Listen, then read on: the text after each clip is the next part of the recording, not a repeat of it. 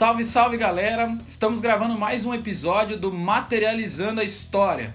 O tema de hoje é a reforma da Previdência do Jair Bolsonaro. Confira essa história. Nas últimas semanas, a gente assistiu um debate muito intenso sobre a reforma da Previdência proposto pelo Jair Bolsonaro e seu ministro da Economia, Paulo Guedes. Serão economizados, segundo o governo, cerca de R$1 trilhão ao longo de 10 anos. Mas afinal, do bolso de quem vai sair todo esse montante? Essa reforma está inserida num contexto de aprofundamento do projeto neoliberal que foi iniciado lá atrás, com o Collor, veio com o FHC, passou também pelo governo Lula, pelo governo Dilma, pelo governo Temer e agora está indo a galope com o governo Jair Bolsonaro. Esse projeto neoliberal ele tem várias vertentes bastante importantes.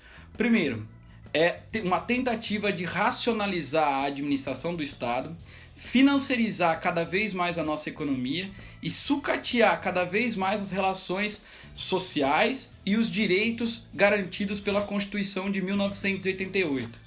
É válido lembrar que essa Constituição, criada no interim de um desenvolvimento dos movimentos sociais da década de 80, trouxe muitas garantias para os trabalhadores, para os estudantes, sobretudo para as pessoas do campo, e isso, de certa forma, pôde melhorar um pouco a condição de vida dessas pessoas. Então, o que a gente vem assistindo durante a década de 90, depois da construção da Constituição tida como Constituição Cidadã, é, na verdade, uma tentativa de dilacerar todos esses direitos, acabar com todos esses direitos e criar, na verdade, agora um Estado neoliberal e colocar o Brasil numa colonização moderna novamente. Seria um pacto colonial moderno. Ou seja, a gente produziria só produtos com baixo valor agregado, sejam eles commodities ou produtos primários, e importaríamos todos os produtos manufaturados.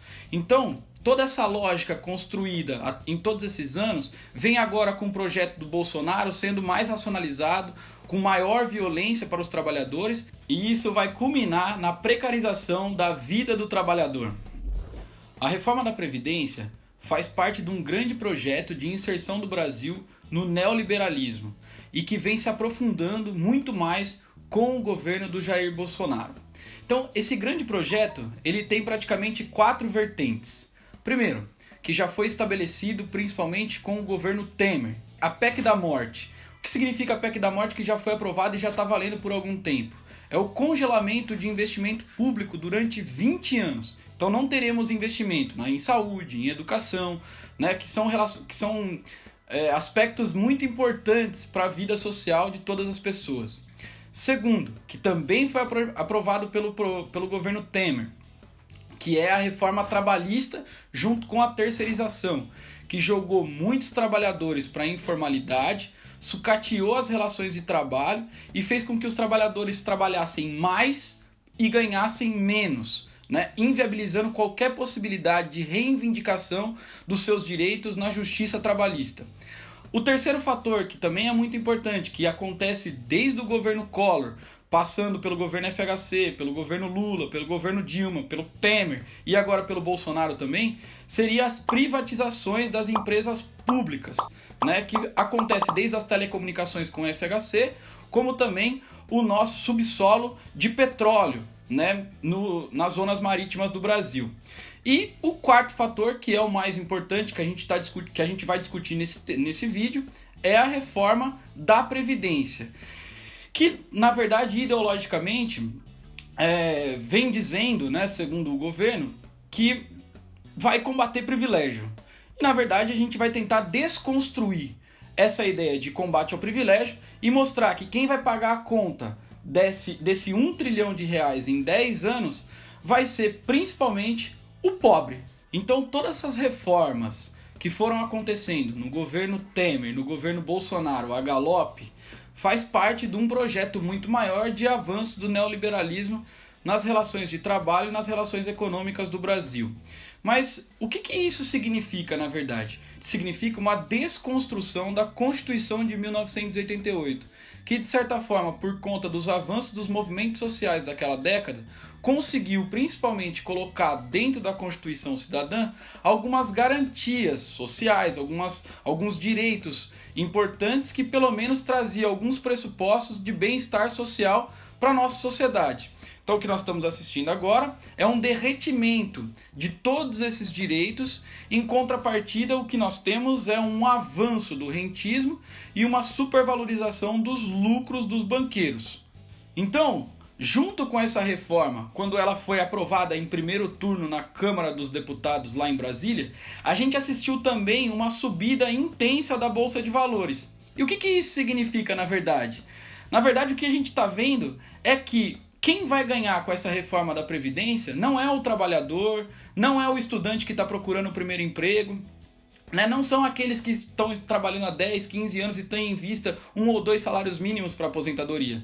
Quem vai ganhar com a reforma da Previdência é o mercado financeiro. E um desses sintomas é o crescimento da Bolsa de Valores. Então, faz parte a gente tentar desconstruir essa ideia de que subiu a Bolsa de Valores significa que vai melhorar a condição de vida. Não, isso aí não acontece. O que acontece é, subiu a Bolsa de Valores, significa mais lucratividade para o mercado financeiro e para esses acionistas que estão buscando fazer o quê? Arrecadar mais com a exploração do trabalho de quem está embaixo. Bom, mas afinal, como serão os direitos do trabalhador com essa nova reforma da Previdência? Não precisa dizer que eles serão todos sucateados. Então, como é a atual Previdência e como vai ser? Vamos fazer uma análise técnica. Atualmente, não é necessário uma idade mínima para se aposentar. Ou seja, se o trabalhador juntar pontos com a idade e o tempo de serviço trabalhado, para as mulheres 85 pontos e para os homens 95 pontos, ele pode conseguir a sua aposentadoria de forma integral. Então você pode fazer um balanço entre idade e tempo de serviço trabalhado.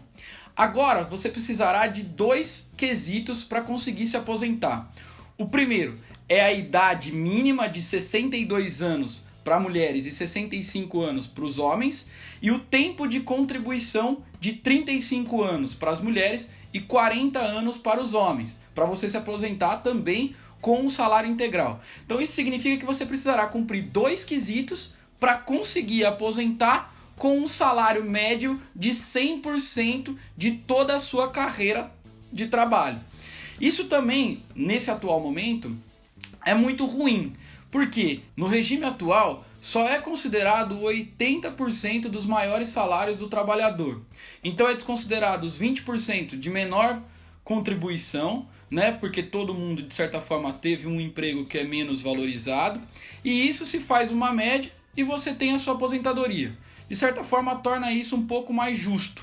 Atualmente, nessa nova reforma proposta pelo Paulo Guedes, serão considerados os 100% do salário. Ou seja, todas as contribuições serão incluídas para fazer a média. Isso significa dizer que aquele salário baixo também será incluído para fazer essa média. Isso significa dizer também que a média final será menor do que da atual Previdência.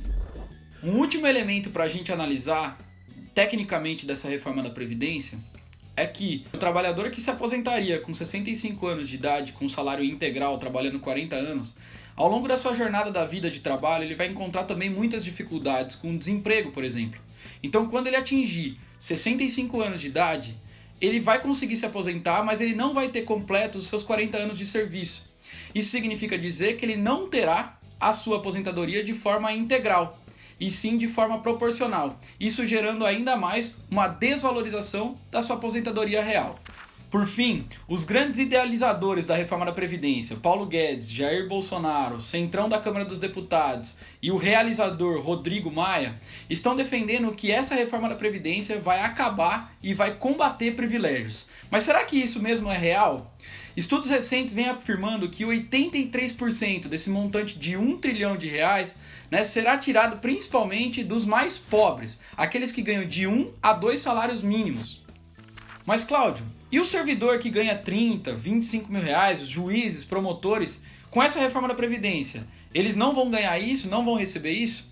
Eu te afirmo, a reforma da Previdência não combate isso. Na verdade, isso já foi combatido em 2003 numa reforma da Previdência proposta pelo governo Lula, onde, nessa reforma, ele propunha que todos os servidores passariam a ganhar como teto de salário não mais o seu salário integral, mas sim o teto do INSS, que em valores atuais, hoje, é R$ 5.800. Isso significa dizer que todos os servidores que estão aposentando na atualidade e que entraram antes de 2003, eles vão receber as suas aposentadorias integral, independente dessa reforma do Paulo Guedes. Mas os servidores que entrarem depois de 2003, eles, se tiverem um salário acima do teto do INSS, receberão o teto do INSS de R$ 5.800, que essa reforma da Previdência também não faz absolutamente nada com esse valor. Então, o que a gente vem assistindo, que vem dizendo a aposentadoria dos servidores tem um grande déficit, é verdade, mas esse déficit não será recuperado, principalmente com a reforma da Previdência do Paulo Guedes. O que vai acontecer é que ao longo dos anos, novos servidores entrarão no serviço público e aqueles mais antigos vão se aposentando. Então esse déficit automaticamente vai se reduzindo, não por conta dessa reforma, mas sim por conta da reforma do Lula, de 2003. E para a gente finalizar toda essa nossa discussão, eu gostaria de falar um pouquinho para vocês sobre esse déficit, que tanto se fala e é visto como algo negativo. Primeiro a gente precisa entender qual é a função do Estado. Nós temos duas lógicas para pensar esse Estado moderno. O primeiro é uma lógica mais dos negociadores, que vê o Estado como uma empresa. Então o déficit é essencialmente negativo, é algo mal visto, algo a ser abominado. E, do outro lado, a gente tem que ver que pode existir uma possibilidade do Estado ser um garantidor de bem-estar social, né? Então, o déficit não necessariamente na Previdência Social é negativo. Ele pode ser um garantidor de uma velhice saudável, onde as pessoas podem ter o mínimo para viver dignamente. E toda essa idealização sobre o Estado tem fundação lá na ascensão da burguesia, há muitos séculos atrás, onde a matematização do mundo se tornou tão racional e tão instrumental que fez com que todos os aspectos da vida social fossem balizados por números. Ou seja, a sua vida, a política, a economia vai ter só uma visão técnica, como se estivesse afastando todos os aspectos políticos do debate. Tudo isso que a burguesia trouxe, um avanço do racionalismo, né, uma possibilidade de emancipação social a partir da razão, nada mais trouxe do que uma razão instrumental. Ou seja, as pessoas passaram a utilizar o racionalismo apenas para viabilizar um tecnicismo, onde mais prende o ser humano à matematização do que liberta o ser humano. Então o que eu estou querendo dizer com isso é que nós estamos vivendo um momento de racionalização instrumental da vida, uma matematização intensa da vida, onde vai jogar cada vez mais as pessoas para uma degradação social, para uma degradação da sua própria existência, em detrimento de um acúmulo cada vez mais de capital, um acúmulo cada vez mais de lucratividade para o mercado financeiro. Então a reforma da Previdência nada mais é do que garantir mais desigualdade, mais exploração, jogar o trabalhador para uma via que não vai ser tão fácil de recuperar assim e rasgar alguns direitos que foram amplamente conquistados ao longo de uma história de movimentos sociais nas ruas, reivindicando possibilidades de uma ascensão de uma vida melhor.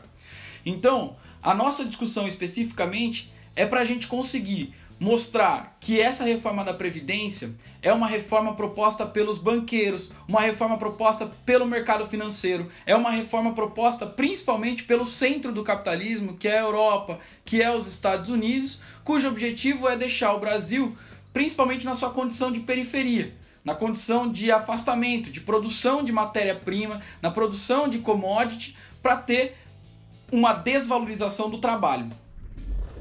Bom, depois dessa longa exposição, que a gente trocou uma ideia aqui, falamos um pouquinho sobre a reforma da Previdência, e a gente não conseguiu de forma nenhuma abordar todos os aspectos que ela pode interferir na sua vida e na vida de todos os brasileiros, eu gostaria que você compartilhasse o nosso vídeo, se inscrevesse no canal, coloque o seu like aí e faça um comentário, proponha um novo assunto. Lembrando que esse episódio ele é fruto de uma discussão de um podcast que tem o mesmo nome, Materializando a História, que você pode encontrar nas redes de acesso aí de podcast.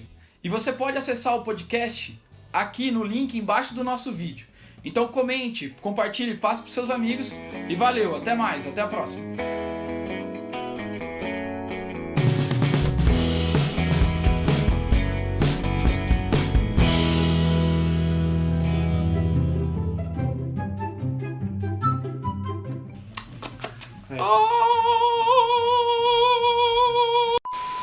Eu tô com a tetinha acesa ainda?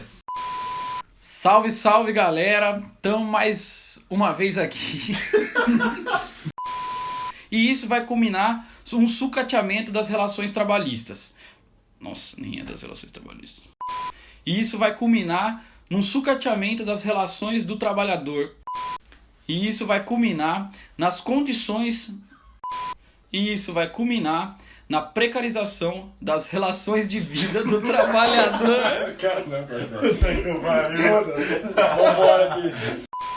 Seria a reforma da Previdência, e é essa que a gente vai debater nesse exato momento, agora. Nossa. Combater privilégio. Mas afinal, que privilégio seria esse? Será os trabalhadores que ganham 30? Não é trabalhador também esses caras, né? São filha da...